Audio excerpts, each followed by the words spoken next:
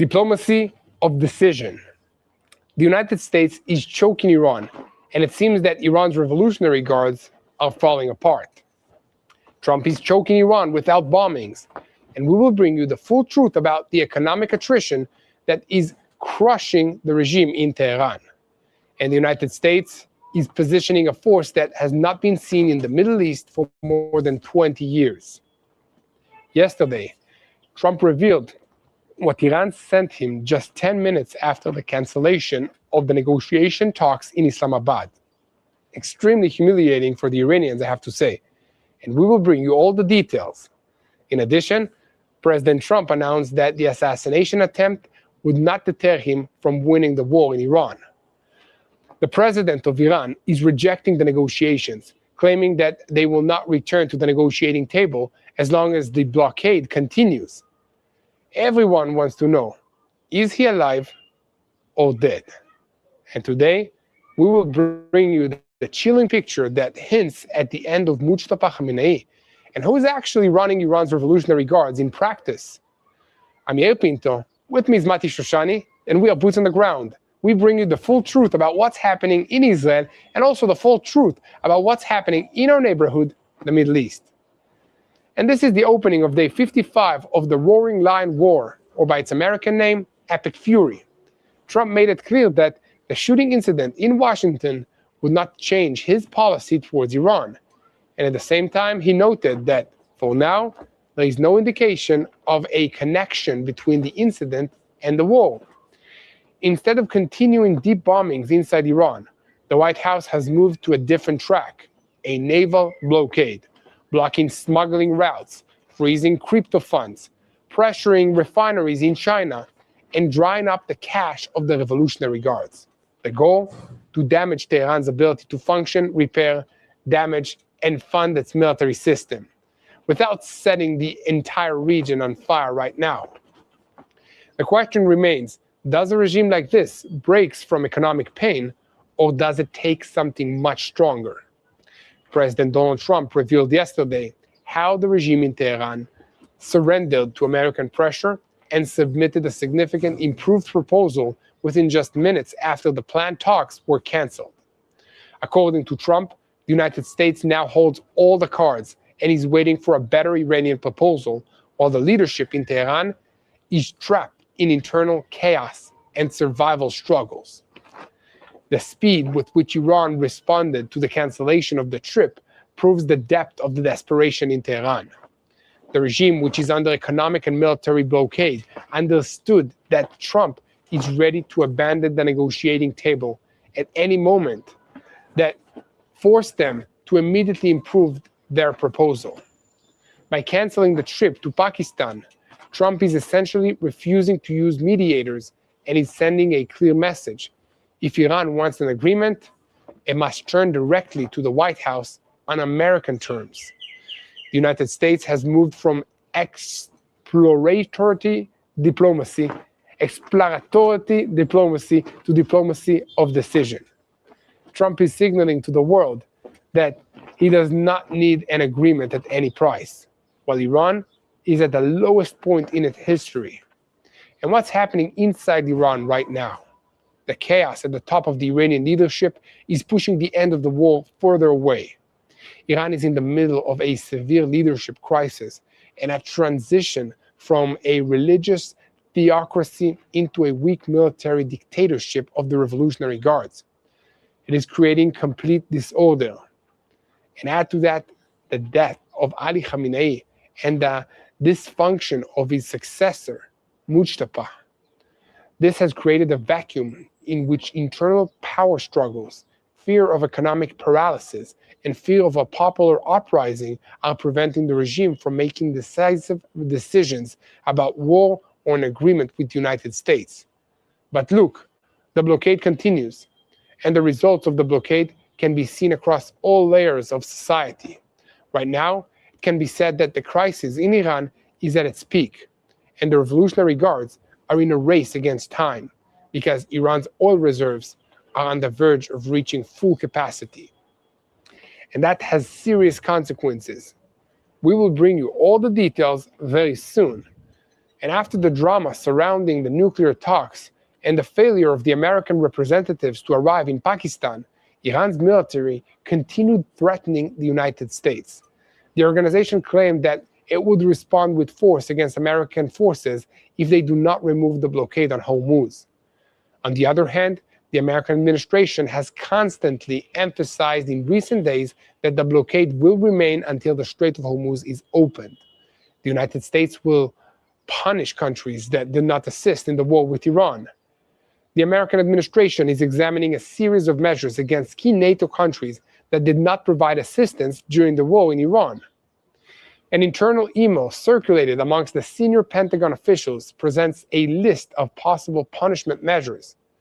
And meanwhile, in the war against Hezbollah, how can Hezbollah's financial resilience be hit when it relies on a complex and wide-reaching global systems that allow it to overcome the infrastructure strikes that are carried out by the IDF in Lebanon? And it is important for me to bring you today a detailed breakdown of how and where the IDF is continuing to fight in southern Lebanon right now after the ceasefire was violated by the terrorist organization Hezbollah. So, I will bring you the full truth very soon. And do you know the saying, the thief's hat is burning on its head? Al rosh haganav boer hakova. It's a Hebrew saying. So, the poison machine of the Ayatollah regime in Tehran is working overtime during the ceasefire. After the assassination attempt against the President of the United States failed, the propaganda mouthpieces of the Revolutionary Guards are trying to sell the world conspiracy theories, claiming that the entire event was staged.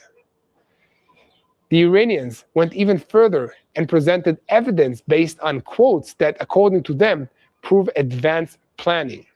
And we will bring you all this ridiculous nonsense very soon, so no one can say that we are always serious. So let's dive into the details. I'm Yair Pinto, with me is Mati Shoshani, and we are boots on the ground, bringing you the full truth about what's happening here in Israel. And this is day 55 of the war against the Revolutionary Guards in Iran, which is the head of the crumbling axis of evil in the Middle East. And 1 second before we begin, I want to call on you to continue spreading the truth. Share our content with as many people as possible.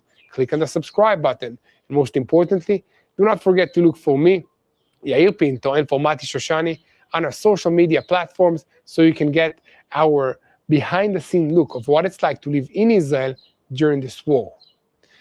And we invite you to take part in something real that's happening here in Israel, something that is rooted in the land and in our hearts.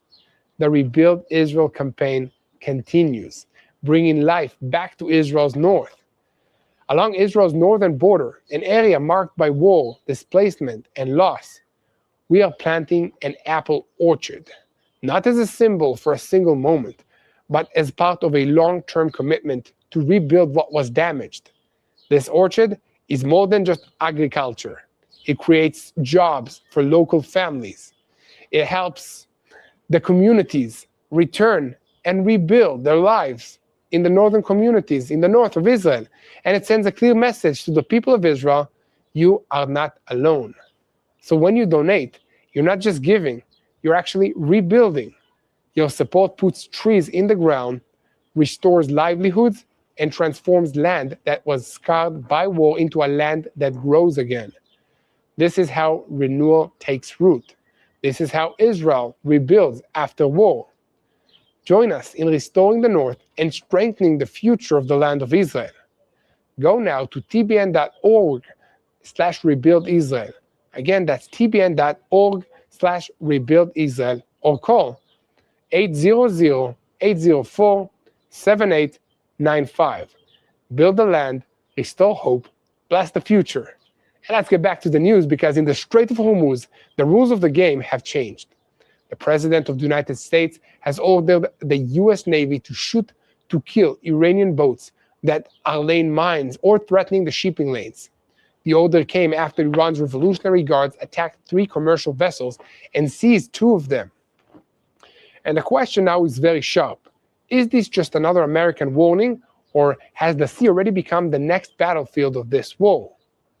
I'm Yair Pinto, and this is the ending of day 58 of the Roaring Lion War, or by its American name, Epic Fury, and today begins at sea, because that is where the strongest pulse of the Middle East is beating right now. Not in Tehran, not in Jerusalem, not in Beirut, in the waters, in the Strait of Hormuz, where energy flows that keeps a large part of the world running. The United States is no longer only warning, it's enforcing. It is stopping ships. It's redirecting vessels. It is sending a direct message to the boats of the Revolutionary Guards. If you try to mine the strait, the price will be immediate. U.S. Secretary of War Pete Hegseth sharpened the message in a very simple words: shoot and kill. This is not just rhetoric. This is not just another line for the news. This is a new definition of the rules of engagement for the American forces in this region. Trump wrote that there should be no hesitation. And at the same time, he ordered 9 clearing operations in the Strait of Hormuz to be accelerated and even tripled. According to American updates, the Navy is already operating vessels, divers, unmanned systems, and dedicated ships for locating and neutralizing mines. And here is the important to understand the size of the threat. A naval mine is not a flashy weapon. It does not look like a ballistic missile. It does not film like a fighter jet. One mine in the right place can stop an insurance company, stop a tanker, stop a trade route, and force a captain to choose another route, another path.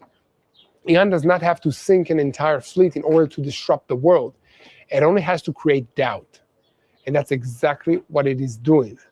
That is why the United States is now responding not only with force, but with control. Control of the water, control of the routes, control of the threat, and control of the pace. For the first time since the American invasion of Iraq in 2003, 3 American aircraft carriers are operating at the same time in the Middle East and in the Indian Ocean. The USS Abraham Lincoln is enforcing the blockade in the Arabian Sea. The USS Gerald R. Ford has returned to operations after repairs and is considered the most advanced aircraft carrier in the world. The USS George H.W. Bush has entered the area of responsibility of the United States Central Command, CENTCOM. Together, this force brings more than 200 aircraft, around 15,000 sailors, Marines, and also crew members, together with destroyers equipped with IRGC systems for air defensive systems and threat interception. This deployment is not meant only to calm the markets. This is coercive diplomacy. Trump is not concentrating this much power in one arena only in order to fight. He's concentrating this much power so that the whole world can see that he can fight. And he does not publish a public shoot-to-kill order unless he wants the enemy to understand one thing. One miscalculation can become an immediate military event. So yes, the ceasefire is still in place, but it looks like temporary peace and more like a room full of explosions, even when everybody is smoking by the window and saying everything is under control. But meanwhile, the American blockade on Iran is tightening. The United States Central Command announced that an Iranian cargo ship was stopped in the Arabian Sea. It was one of 19 oil and gas vessels sanctioned by the United States Treasury Department. A U.S. Navy helicopter forced the ship away, and it is now making its way back to Iran under escort. According to the American statement, this is already the 37th ship that has been stopped or redirected since the beginning of the sanctions on the Iranian vessels. That number matters because it shows that the blockade is not just a statement. It is becoming an operational routine. Ship after ship, route after route, smuggling attempt after smuggling attempt. Iran is trying to present itself as the side breaking the blockade. And it reports on tankers that are passing, on ship movements that continue, and on its ability to bypass the restrictions. But as long as the United States is stopping, redirecting, or escorting vessels back towards Iran's shores, the practical message is clear. The sea is no longer free for Tehran. And that hits the regime in its most sensitive place, oil. Since the beginning of the naval blockade on Iranian ports, the crisis is no longer only a question of sales. It's becoming a dangerous technical question. Where do you store the oil that cannot get out? Iran produces around 3.5 million barrels of oil per day. Local refineries consume roughly 2 million barrels per day. That means an excess of about 1.5 million barrels per day must either be exported or stored. If the daily surplus reaches 1.8 million barrels, then a storage capacity of 30 million barrels can be filled in only 16 to 17 days. And here, economic pressure becomes engineering pressure. When there is nowhere to send the oil, the regime has to choose between three difficult options: reduce production, shut down wells, or sell indirectly at painful discounts with very high insurance and shipping costs. Shutting down oil wells is not like turning off a kitchen faucet. If it is done too quickly or for too long, the pressure inside the reservoir is damaged.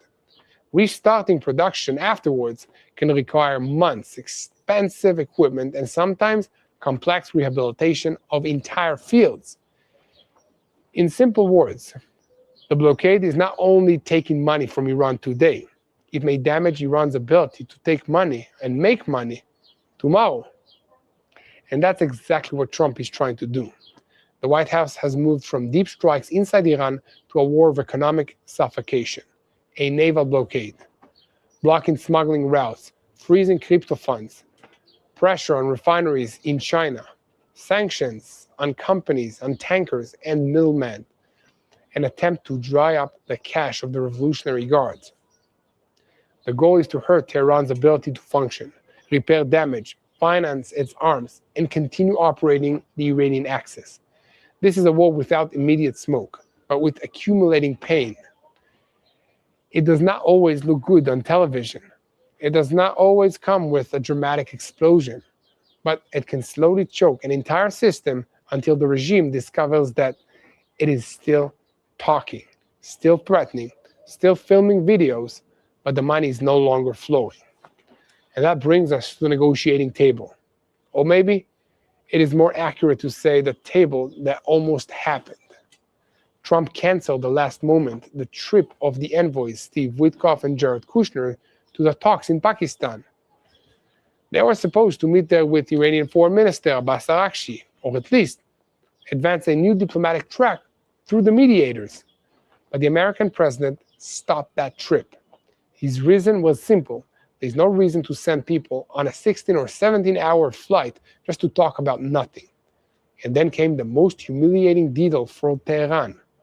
Trump said that immediately after he canceled the trip, within only 10 minutes, Iran sent a new document that was much better, according to Trump. That's not a small detail. That's a picture of the balance of power. Washington is not chasing Tehran. Tehran is rushing to improve documents when the American president closes the door. Trump said it directly. All the cards are in our hands. If they want to talk, they can call. In the Middle East, a sentence like that does not sound like diplomacy. It sounds like an order. Iran, for its part, is trying to project the exact opposite. Iranian President Masoud Pezeshkian told the Prime Minister of Pakistan that Tehran will not return to negotiations as long as the naval blockade continues in the Strait of Hormuz. According to him, Iran will not enter talks under pressure, under threats, and under the blockade. That sounds tough, but beneath that language lies a deep problem. Iran needs the sea.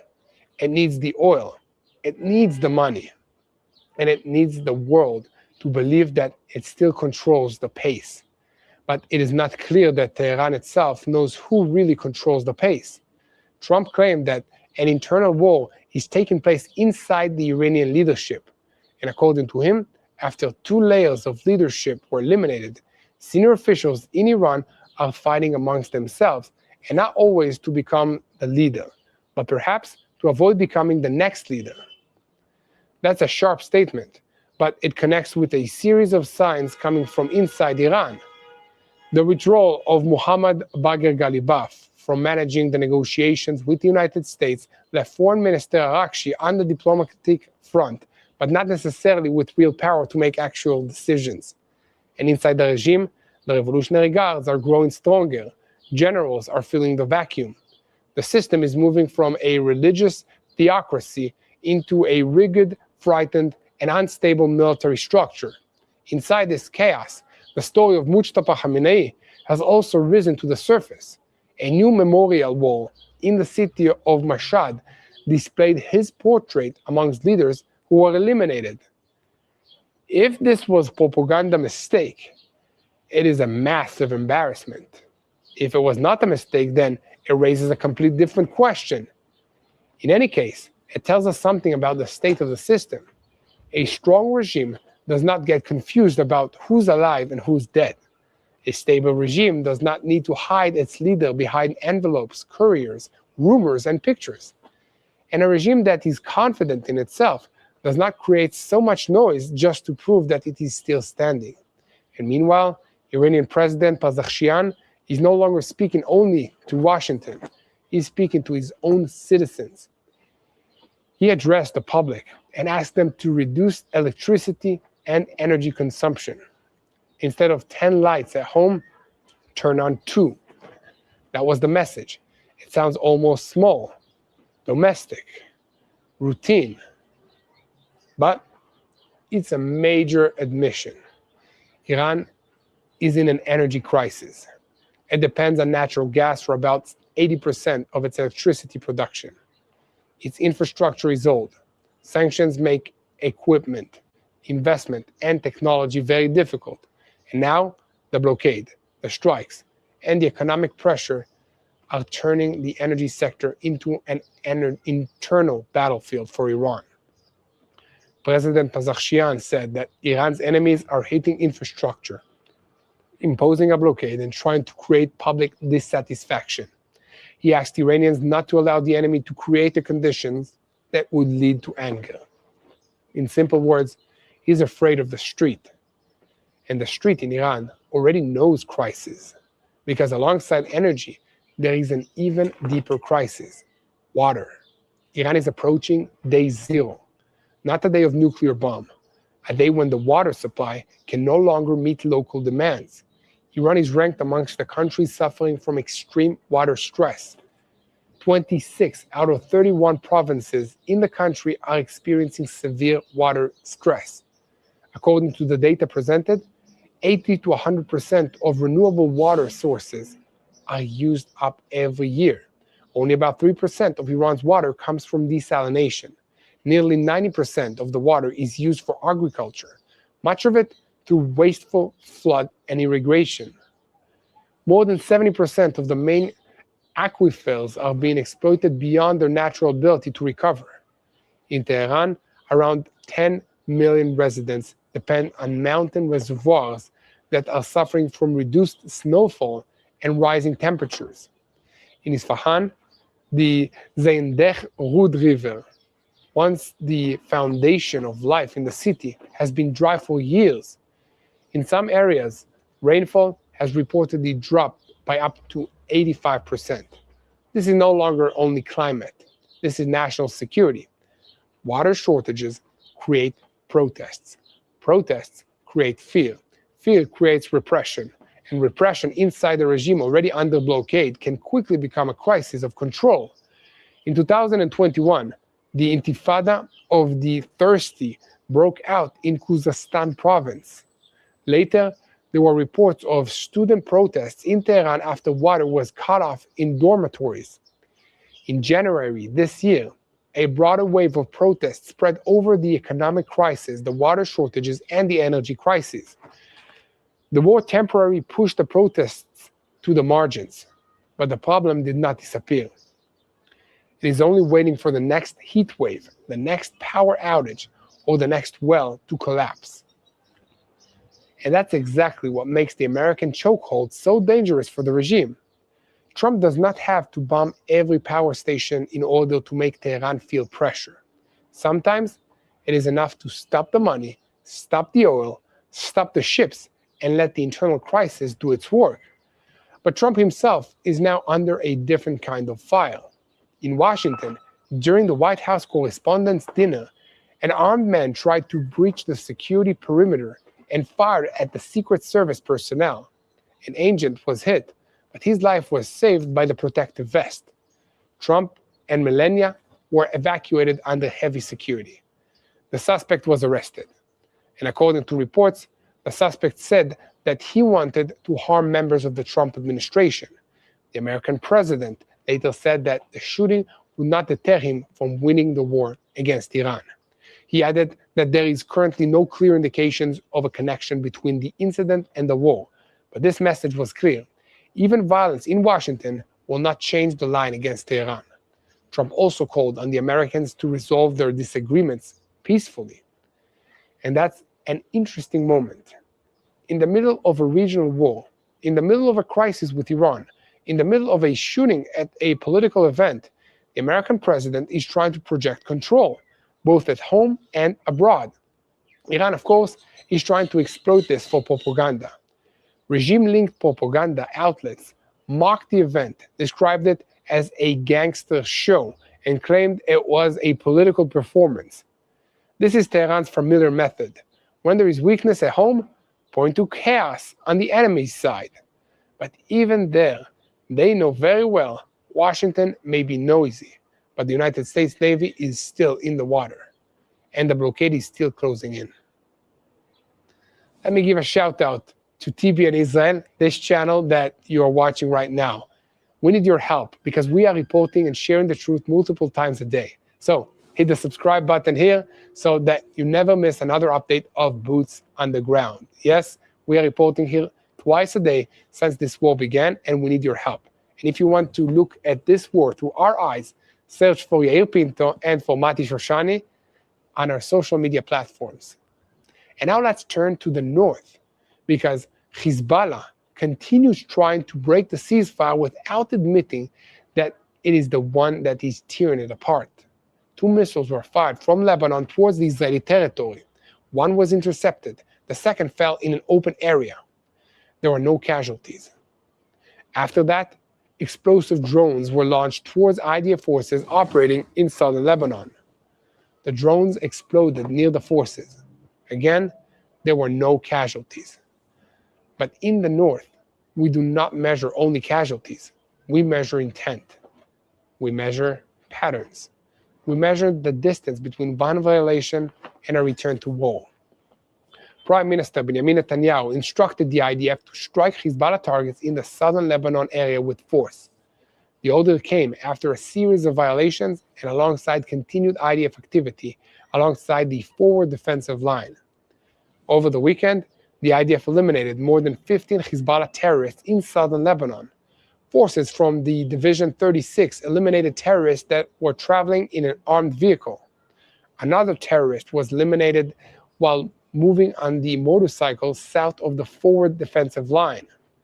Golani, an infantry unit of the IDF and their forces, and the multi-dimensional unit identified 2 armed terrorists in the Litani area, and the Israeli Air Force closed the circle on them. At the same time, forces from the Paratroopers Reserve Brigade, Brigade 226, located a cache of anti-tank missiles in a Hezbollah weapons warehouse in the Shia Ridge. Those missiles were intended to hit IDF forces and Israeli civilians. Paratroopers, reconnaissance fighters, and the Alam combat engineers under the command of Division 98 continue neutralizing Hezbollah military structures in the stadium neighborhood of Binchbel. Forces from Brigade 8 under Division 91 located an underground shaft and an AK-47 rifle. The 769th Brigade combat team located explosive devices planted inside a building and a vehicle used by the organization. The numbers matter, but the method matters as well. Hezbollah does not hold only one camp or one warehouse. It embeds itself in villages, civilian buildings, vehicles, tunnels, warehouses, and sometimes inside the movement of civilians that are returning to destroyed villages in South Lebanon. Israel sees this and acts accordingly. Meanwhile, a broader diplomatic effort is on its way. Israel wants the American administration to pressure Lebanon to act against Hezbollah, also in areas beyond the forward defensive line. In Jerusalem, officials understand that if Beirut does not act, and if Washington does not push, the arrangement could collapse. The problem is that Hezbollah does not rely only on guns and missiles. It relies on money, a lot of money, and a global financial network. El-Qard El-Hassan, Hezbollah's financial institution, has over the years turned from a social lending mechanism into a parallel banking system for the organization. A data leak in 2020 exposed nearly 400,000 accounts and showed how deeply this system is embedded inside the Shiite society in Lebanon. But it does not end in Lebanon. Hezbollah relies on the Lebanese diaspora, Hawallah networks, money changers, shell companies, businesses, middlemen, gold trading, and a cash economy. In Lebanon, where around 95% of money transfers from abroad do not pass through the official banking system, but through a cash economy, the organization has enormous room to maneuver. That's why striking a warehouse or a structure is very important, but not always enough. If you want to damage Hezbollah's resilience over time, you also have to hit its money. The middleman, the money changers, the smuggling networks, the connections between Iran, the diaspora, and the informal financial system. And here, we return once again to Iran. If the American blockade reduces the income of the Revolutionary Guards, Hezbollah feels it. If crypto is frozen, if ships are stopped, if refineries in China are sanctioned, and if Iranian oil is stuck, the pain does not stay in Tehran. It flows to Beirut, to Gaza, to Yemen, and to the entire axis of terror. That's why this war is no longer being fought only on the battlefield. It's being fought at sea, in banks, in crypto, in tankers, in negotiations rooms, and in the villages of southern Lebanon. And NATO is also entering the picture. Washington is examining punitive measures against alliance members that did not assist the United States' effort against Iran. Spain is under criticism because of its refusal to allow the use of its bases or airspace for strikes against Iran. Britain is also under tension with Washington, and amongst other things, over the question of the Falkland Islands and America's possible position towards them. Trump is sending a clear message to Europe. You cannot enjoy American protection and then disappear when a global energy route is blocked. The war against Iran is now testing not only Tehran, it is testing NATO, Europe, and the energy market, and the West's ability to act together. Meanwhile, the global market is already feeling the shock. Everyone is watching the price of oil, but the bigger story is also the cost of shipping. When the Strait of Hormuz becomes an area of mines, threats, and armed boats, it is not only the barrel that becomes more expensive. The route that brings the barrel to the world becomes more expensive also. Tanker rates are rising. Funds that track the cost of oil shippings have recorded unusual gains. Insurance companies are repricing their risk. Countries are searching for safer energies. And the world is discovering again that the sea is not only a passage, it's a weapon. And at the same time, the United States is becoming a kind of gas station for the world. American energy exports are rising sharply. Europe and Asia are searching for energy available shipments of oil, petroleum products, and liquefied natural gas. The more Iran tries to turn Hormuz into a weapon, the more Washington tries to turn American energy into a strategic card. And this is the picture of day 58. In the Strait of Hormuz, the United States is ready to shoot. In the Arabian Sea, Iranian ships are being stopped. In Washington, Trump says that the shooting will not deter him. In Tehran, the president is asking citizens to turn off lights. In the oil storage facilities, space is running out. In southern Lebanon, Hezbollah is firing and hiding weapons. And in Beirut, the government is being forced to decide whether it is a state or a host for an armed Iranian organization. The Iranian regime is trying to project strength, but every arena around it tells a different story. At sea, it is being choked. In the economy, it is bleeding. In water, it is dried out.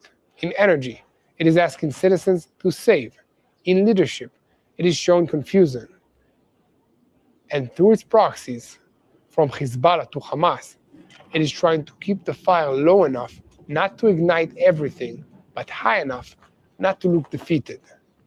This is a very dangerous stage because when a regime feels it's losing control, it can choose an arrangement, an agreement, but it can also choose a gamble. And day 58 ends with every player standing with a hand on the trigger, while at the sea, the north, the Iranian street, look like three fuses attached to the same barrel of explosives. If Tehran does not decide quickly whether it is returning to the table or continuing to choke Hormuz, the question will no longer be whether the fire returns, but where the first explosion will be heard. So keep spreading the truth.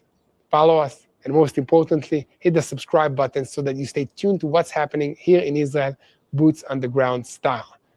Keep looking for us on social media platforms. I'm Yair Pinto, with me is Mati Shoshani. So, Yair Pinto, Mati Shoshani, you can search for us on all the social media platforms. And now, the best thing that you can do is to unite in prayer. I'm calling on all of you to pray today. First of all, for wisdom to our leaders, for the people of Israel, for the soldiers of the IDF, for the forces of the northern border, the forces that are in the Gaza Strip, and all the U.S. military personnel in this region. Give wisdom, again, to our leaders in the negotiations. Give comfort to the families of those that lost their lives defending this nation, and protect all the citizens and all the children of the people of Israel. And bring true peace to Jerusalem. Pray for the peace of Jerusalem.